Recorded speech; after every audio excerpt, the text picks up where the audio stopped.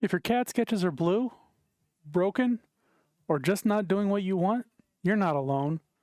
Most people jump into CAD without ever learning the fundamentals, and that's exactly why things stop working. So in this series, we're going to fix that. This is CAD 101, Fusion Foundations. And instead of random tutorials, we're going to build one complete project step by step. By the end of the series, you won't just know tools, you'll understand exactly how to build in CAD. We're going to design a full house from scratch, starting with nothing, then building up your skills layer by layer. First, we'll learn the Fusion interface, so you actually understand what you're looking at.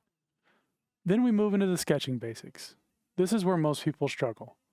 You'll go from messy sketches to fully controlled designs, turning blue sketches into fully constrained black ones. Then, once your sketches are solid, we bring them into the 3D world. You'll learn tools like extrude, revolve, loft, and patterning, so you can actually turn your ideas into real models. And here's the goal, not just to follow my steps, but to understand why things work, so you can build your own designs without getting stuck.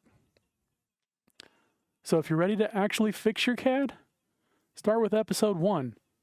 We're going to break down the interface and make Fusion finally make sense. Let's build.